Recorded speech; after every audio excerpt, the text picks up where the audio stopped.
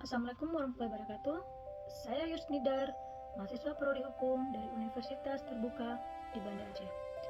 Pelajaran dari sejarah Pancasila bagi generasi muda, fokus saya kepada proses lahirnya Pancasila, BPUPK, Piagam Jakarta, PPPKI.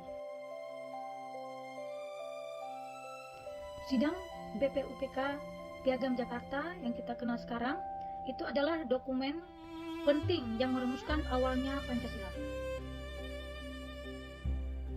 Di sini saya menyoroti sedikit tentang perdebatan dan kompromi tentang pembentukan dinamika penyusunan Piagam Jakarta.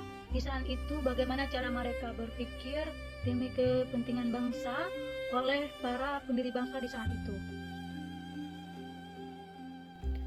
Proses ini menjadi tarik-menarik antara kepentingan dan ideologi, termasuk aspirasi Islam dan nasionalis. Perdebatan yang sangat ini terjadi karena perbentukan sila pertama. Sebagai kita tahu, Indonesia ini memiliki perbedaan budaya, suku dan agama.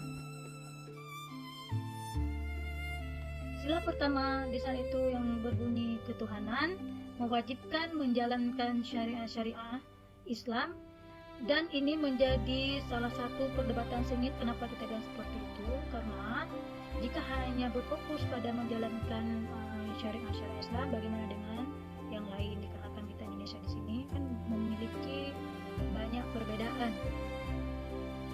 Dengan sila ketuhanan di saat itu memicu beberapa diskriminatif terhadap warga Indonesia yang bukan beragama Islam, dan pada akhirnya para tokoh bangsa menyadari bagaimana pentingnya menjaga persatuan dan kesatuan bangsa, sehingga rumus tersebut diubah menjadi ketuhanan yang Maha Esa yang lebih inklusif dan mencerminkan semangat kebangsaan yang utuh yang sudah kita jalani saat ini.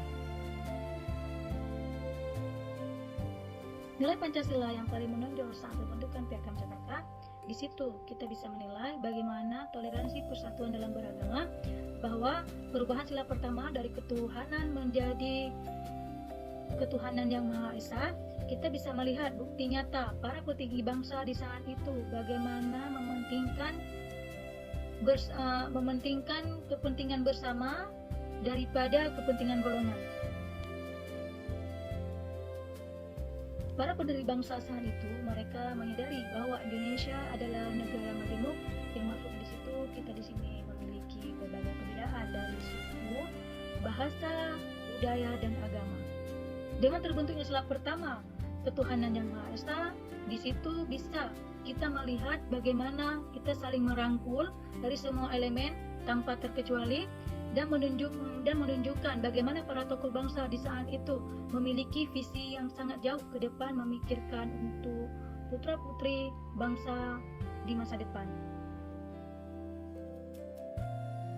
Nilai ini sangat relevan ya dengan pembentukan sila pertama, yaitu ketuhanan yang Maha Esa, yang menekankan pentingnya menghormati kebebasan beragama dan berkeyakinan bagi setiap warga negara di Indonesia. Dan sila pertama juga sangat bisa kita bilang sangat sejalan dengan sila ketiga, yaitu Persatuan Indonesia, yang mengamat agar seluruh rakyat Indonesia senantiasa menjaga persatuan dan kesatuan bangsa di tengah perbedaan yang ada di Indonesia. Di sini pendapat pribadi saya bahwa bisa kita rumuskan dalam sidang BPUPKI Piagam Jakarta PPKI. Di situ kita bisa mengambil nilai atau contoh betapa pentingnya sikap inklusif dan kemampuan beradaptasi dalam menghadapi perbedaan. Nilai toleransi dan persatuan dalam agama itu sangat relevan bagi generasi muda, karena kita adalah penerus bangsa yang akan menentukan masa depan bangsa. Jika kita harus mampu internalisasi nilai Pancasila dalam diri kita, kita harus mampu membangun toleransi sesama umat beragama, dan juga kita harus bisa membangun Indonesia lebih maju, adil, dan makmur.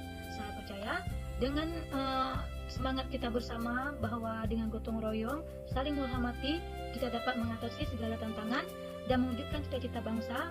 Oleh karena itu, mari kita jadikan Pancasila sebagai pedoman hidup dan terus berjuang untuk membangun Indonesia yang lebih baik. Terima kasih.